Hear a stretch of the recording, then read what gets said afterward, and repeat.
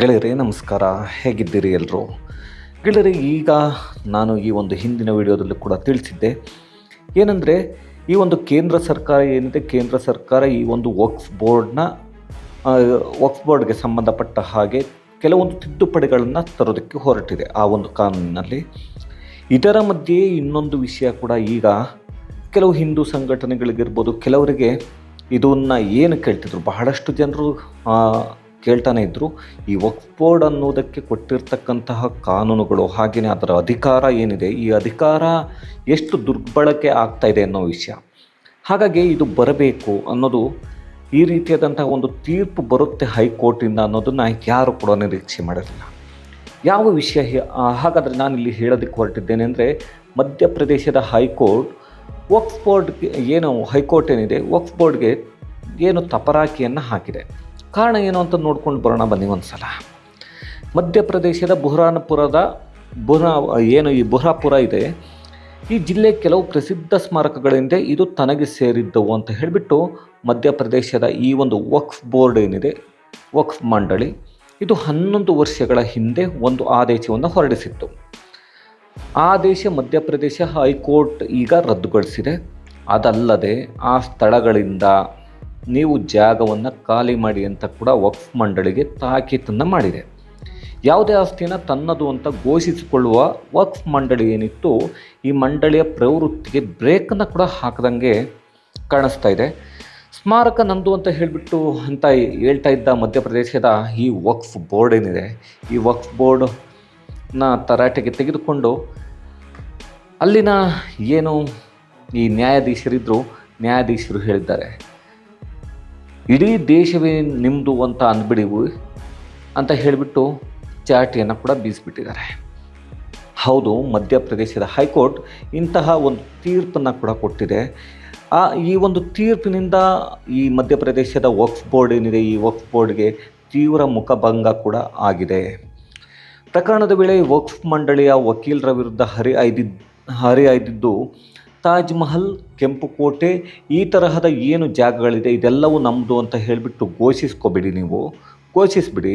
ನಿಮ್ಮ ಮನಸ್ಸಿಗೆ ಬಂದ ಆಸ್ತಿ ಎಲ್ಲವನ್ನು ನಮ್ಮದು ಅಂತ ಘೋಷಿಸ್ಬಿಡ್ತೀರಿ. ನಾಳೆ ಇಡೀ ದೇಶವೇ ನಮ್ಮದು ಅಂತ ಅಂತೀರಿ. ಆಗ ನಾವೇನು ಮಾಡಬೇಕು ಹೇಳಿ ಅಂತ ಹೇಳಿಬಿಟ್ಟು ವಕ್ಫ್ ಮಂಡಳಿಯನ್ನೇ ಹೈಕೋರ್ಟ್ ಪ್ರಶ್ನೆ ಮಾಡ್ತು. ಆದರೆ ಈ ಪ್ರಶ್ನೆಯನ್ನು ಮಾಡಿದ್ದಕ್ಕೆ ವಕ್ಫ್ ಬೋರ್ಡ್ನ ಬಳಿ ಉತ್ತರ ಇರಲಿಲ್ಲ. ಯಾಕೆಂದರೆ ಉತ್ತರವನ್ನು ಕೊಡೋದಕ್ಕಾಗಲ್ಲ. ನಾಳೆ ಒಂದು ದಿನ ದೇಶವನ್ನೇ ನಮ್ಮದು ಅಂತ ಹೇಳ್ಬೋದು. ಅಂತಹ ಒಂದು ಅಧಿಕಾರವನ್ನು ವಕ್ಫ್ ಬೋರ್ಡ್ಗೆ 1995, 2013 ಈ ಸಮಯದಲ್ಲಿ ಕೊಟ್ಟಿದ್ದರು. ಕೆಲವೊಂದನ್ನು ತೆಗೆದುಕೊಂಡು ಬಂದು ಈಗ ಕಿತ್ತು ಹಾಕೋದಕ್ಕೆ ಹೊರಟಿದ್ದಾರೆ. ನೋಡೋಣ, ಗೊತ್ತಿಲ್ಲ ಅದೇನಾಗುತ್ತೆ ಅಂತ. ಅದೂ ಅಲ್ಲದೆ ನೀವು ಯಾವುದೇ ಆಸ್ತಿಯನ್ನು ಘೋಷಣೆ ಮಾಡಿ ನಮ್ಮದು ಅಂತೀರಿ, ಹೀಗೆ ಮಾಡಲು ಬಿಡಲ್ಲ ಅಂತ ಕೂಡ ಹೈಕೋರ್ಟ್ ಕಿಡಿಕಾರ್ಬಿಟ್ಟಿದೆ ಇವ್ರ ಮೇಲೆ, ಈ ವಕ್ಫ್ ಬೋರ್ಡ್ ಮೇಲೆ. ಈ ವಕ್ಫ್ ಬೋರ್ಡ್, ಯಾವುದೇ ವಕ್ಫ್ ಬೋರ್ಡ್ ಆಗಲಿ, ಕಲಿಬೇಕಾಗಿರೋದೇನು ಅಂದರೆ, ನಿಮ್ಮ ಹತ್ತಿರ ಅದಕ್ಕೆ ಸಂಬಂಧಿಸಿದ ದಾಖಲೆಗಳಿದ್ದರೆ ನೀವು ಕೇಳಬೇಕೇ ಹೊರತು ಸಿಕ್ಕದ್ದೆಲ್ಲ ನಮ್ಮದು ಅಂತ ಹೇಳಬಾರ್ದು ಅನ್ನೋದನ್ನು ಇವಾಗಾದರೂ ಮಾನ ಮರ್ಯಾದೆ ಇದ್ದರೆ ಯಾವುದಾದ್ರೂ ಸ್ವಲ್ಪ ವಕ್ಫ್ ಬೋರ್ಡೇ ಆಗಲಿ ಯಾವುದೇ ಆಗಲಿ ತಿಳ್ಕೊಂಡ್ರೆ ಬೆಟರ್ ಅಂತ ನನಗನ್ಸುತ್ತೆ. ಗೊತ್ತಿಲ್ಲ, ಅವರು ಏನು ಬೇಕಾದರೂ ಅನ್ಕೋಬಹುದು. ನನಗೆ ಅನಿಸಿದ್ದನ್ನು ನಾನು ಹೇಳ್ತೀನಿ.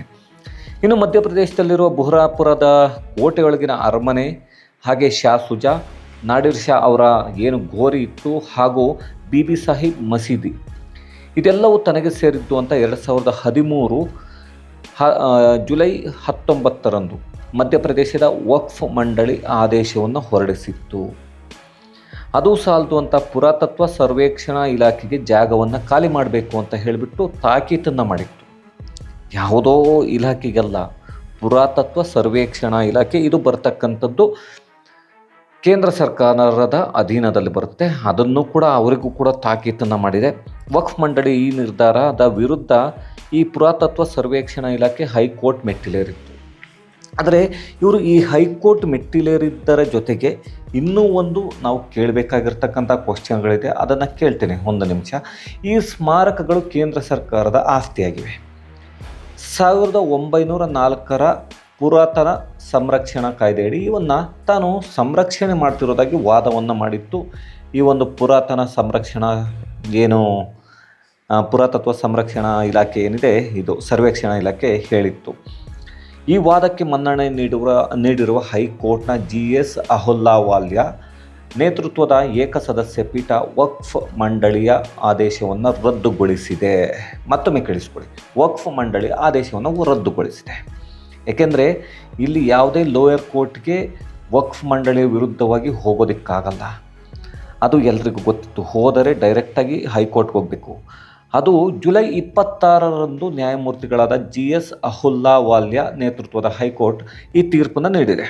ವಕ್ಫ್ ಮಂಡಳಿಗೆ ಮಂಗಳಾರತಿಯನ್ನು ಕೂಡ ಮಾಡ್ದಂಗಾಗಿದೆ. ಈ ಒಂದು ತೀರ್ಪಿನ ಮುಖಾಂತರ ಏಕಾಏಕಿ ಯಾವುದೇ ದಾಖಲೆಗಳಿಲ್ಲದೆ ವರ್ಣಾಪುರದ 4.44 ಹೆಕ್ಟೇರ್ ಪ್ರದೇಶವನ್ನು ನಂದು ಅಂತ ಹೇಳಿತ್ತು. ಹಾಗೆ ಸ್ಮಾರಕಗಳೆಲ್ಲವೂ ನನ್ನ ಆಸ್ತಿ ಅಂತ ವಕ್ಫ್ ಬೋರ್ಡ್ ಘೋಷಣೆಯನ್ನು ಮಾಡಿಕೊಂಡಿತ್ತು. ಅದಲ್ಲದೆ ಹೈಕೋರ್ಟ್ನಲ್ಲಿ ರಿಟ್ ಅರ್ಜಿಯನ್ನು ಹಾಕಬೇಕಿತ್ತು ಇವರು ಆ್ಯಕ್ಚುಲಿ. ಯಾಕೆಂದರೆ ಕೇಂದ್ರ ಸರ್ಕಾರದ ಒಂದು ಕೇಂದ್ರ ಸರ್ಕಾರಕ್ಕೆ ಸಂಬಂಧಪಟ್ಟಂತಹ ಒಂದು ಜಾಗ, ಪುರಾತನ ಸಂರಕ್ಷಣಾ ಕಾಯ್ದೆ ಅಡಿಯಲ್ಲಿ ಇವನ್ನು ಸಂರಕ್ಷಣೆಯನ್ನು ಮಾಡ್ತಾ ಇರೋದು ಈ ಒಂದು ಏನು ಪುರಾತತ್ವ ಇಲಾಖೆಗೆ ಸಂಬಂಧಪಟ್ಟಂಥ ಒಂದು ಇಲಾಖೆ. ಹಾಗಿದ್ದಾಗ ಇವರು ಏಕಾಏಕಿ ಯಾವುದೇ ದಾಖಲೆಗಳಿಲ್ಲದೆ ನಂದು ಅಂತ ಹೇಳಿದ್ದಲ್ಲದೆ ರಿಟ್ ಅರ್ಜಿಯನ್ನು ಹೈಕೋರ್ಟ್ನಲ್ಲಿ ಹಾಕದೆ ಈ ಒಂದು ಇಲಾಖೆಗೆ ಏನು ಪುರಾತತ್ವ ಸರ್ವೇಕ್ಷಣಾ ಇಲಾಖೆ ಇದೆ, ಈ ಇಲಾಖೆಗೆ ವಕ್ಫ್ ಟ್ರಿಬ್ಯುನಲ್ನ ಸಂಪರ್ಕಿಸಿ ಅಂತ ಹೇಳಿಬಿಟ್ಟು ಒಬ್ಬ ನಾರ್ಮಲ್ ವ್ಯಕ್ತಿಗೆ ಇವರು ಏನು ಆಸ್ತಿಯನ್ನು ಇದು ನಮ್ಮದು ಅಂತ ಹೇಳಿಬಿಟ್ಟು ಘೋಷಣೆಯನ್ನು ಮಾಡಿಕೊಂಡು ಹೇಳ್ತಾರೆ, ವಕ್ಫ್ ಟ್ರಿಬ್ಯುನಲ್ನ ಸಂಪರ್ಕಿಸಿ ಅಂತ ಹೇಳಿಬಿಟ್ಟು ಆ ರೀತಿಯಾಗಿ ಹೇಳಿತ್ತು. ಇದು ದೊಡ್ಡ ವಿವಾದ ಆಗಿತ್ತು ಆ ಸಮಯದಲ್ಲಿ. ಏಕೆಂದರೆ ನಮ್ಗೆ ಗೊತ್ತೇ ಇದೆ, ತಮಿಳುನಾಡಿನ ತಿರುಚನೂರಿನಲ್ಲಿ ಮಾಡಿದ್ದಂತಹ ಕತೆ ಏನು 7 ಹಳ್ಳಿಗಳನ್ನು ಸೇರಿಸಿ 1,500 ವರ್ಷದ ಹಿಂದಿನ ಒಂದು ದೇವಸ್ಥಾನ ಇರತಕ್ಕಂಥ ಜಾಗವನ್ನು ನಮ್ಮದು ಅಂತ ಇವರು ಹೇಳ್ಕೊಂಡಿದ್ದಂಥ ಎಡವಟ್ಟು ಕೆಲಸಗಳು, ಹಾಗೆ ಸಿಕ್ಕ ಆಸ್ತಿಗಳನ್ನು, ಇನ್ನು ಕೆಲವೊಂದು ಆಸ್ತಿಗಳು ದೊಡ್ಡ ಜಾಗಗಳು ಸಿಟಿ ಮಧ್ಯದಲ್ಲಿರ್ತಕ್ಕಂಥದ್ದು, ಈ ಜಾಗಗಳನ್ನು ನಂದು ಅಂತ ಅಂತಹ ಒಂದು ಕಾಯಿಲೆ ಇರ್ತಕ್ಕಂಥ ಈ ಒಂದು ವಕ್ಫ್ ಬೋರ್ಡ್ದು ಏನು ಮಾಡೋದಕ್ಕಾಗಲ್ಲ.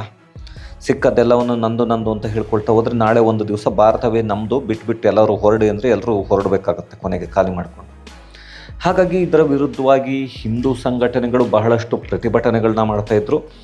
ಈ ಒಂದು ಕಾನೂನನ್ನು ರದ್ದುಗೊಳಿಸಿ, ಇಲ್ಲ ಅಂದರೆ ಭಾರತವೇ ನಂದು ಅಂತ ಒಂದು ದಿವಸ ಹೇಳಿದರೆ ಎಲ್ಲರೂ ಎಲ್ಲಿಗೆ ಹೋಗಬೇಕಾಗತ್ತೆ ಇರ್ತಕ್ಕಂಥ ಜನರು, ಬೇರೆ ಧರ್ಮದವರು ಯಾರೇ ಆಗಲಿ ಎಲ್ಲವೂ. ಯಾಕೆಂದರೆ ವಕ್ಫ್ ಅಂತ ಅಂದರೆ ಅದು ಜಮೀನಿಗೆ ಅಂದರೆ ದೇವರಿಗೆ ಸಂಬಂಧಪಟ್ಟ ಆಸ್ತಿಯನ್ನು ಇದು ತೋರಿಸುತ್ತೆ ಅಂತ ಹೇಳ್ತಾರೆ. ಅಂದರೆ ದೇವರಿಗೆ ಸಂಬಂಧಪಟ್ಟಿದ್ದು ಅಂತನೋ ಇಲ್ಲ ದೇವರಿಗೆ ಸೇರಿದ್ದು ಅಂತನೋ. ಅದು ಯಾವ ರೀತಿಯಾಗಿ ಈ ರೀತಿ ಸುಳ್ಳನ್ನು ಹೇಳಿ ಯಾವ ದೇವರು ತೆಗೆದುಕೊಳ್ಬೇಕು ಅಂತ ಹೇಳಿದ್ದು ನನಗಂತೂ ಗೊತ್ತಿಲ್ಲ. ಅದು ಎಲ್ಲಿದೆ ಅಂತಲೂ ನನಗೆ ಗೊತ್ತಿಲ್ಲ. ಇದಕ್ಕೆ ಯಾವುದೇ ಒಂದು ಕೆಲವೊಂದು ಅವರಲ್ಲಿ ಇದೆಯಲ್ಲ ಹಲಾಲು ಹರಾಮು ಅದೇನೇನೋ ಹೇಳ್ತಾ ಇರ್ತಾರೆ. ಕೆಲವರು ಇದ್ದಾರೆ ಮುಖಂಡರು, ಮುಸ್ಲಿಂ ಮುಖಂಡರು, ಅವರು ಹೇಳ್ತಾ ಇರ್ತಾರೆ ಹರಾಮ್ ಅಂದರೆ ಕೆಟ್ಟದ್ದು, ಹಲಾಲ್ ಅಂದರೆ ಒಳ್ಳೆಯದು. ಹಾಗಾದರೆ ಈ ರೀತಿಯಾಗಿ ಎಲ್ಲ ಆಸ್ತಿಯನ್ನು ನಂದು ಅಂತ ಹೇಳ್ಕೊಂಡು ಹೋಗೋದು ಹಲಾಲ ಇಲ್ಲ ಹರಾಮ? ಇದನ್ನು ಇಲ್ಲಿ ಇರ್ತಕ್ಕಂಥ ಮುಸ್ಲಿಂ ಮುಖಂಡರು, ಬುದ್ಧಿವಂತ ಮುಸ್ಲಿಂ ಮುಖಂಡರಿದ್ದಾರೆ ಕೆಲವರು, ಅವರು ಹೇಳಿದರೆ ತುಂಬ ಒಳ್ಳೆಯದು. ನನಗೆ ಈ ಒಂದು ವಿಷಯವನ್ನು ತಿಳಿಸಿದ್ದೇನೆ. ಹಾಗೆ ನಿಮಗೆ ಇದರ ಬಗ್ಗೆ ಏನನ್ನಿಸ್ತು ಅನ್ನೋದನ್ನ ದಯವಿಟ್ಟು ಕಮೆಂಟ್ನಲ್ಲಿ ತಿಳಿಸಿ ಅಂತ ಹೇಳ್ತಾ ಈ ಒಂದು ವಿಡಿಯೋವನ್ನು ಮುಗಿಸೋಣ. ಮತ್ತೆ ಸಿಗೋಣ ಮುಂದಿನ ವಿಡಿಯೋದಲ್ಲಿ. ಅಲ್ಲಿವರೆಗೂ thank you very much. Good by.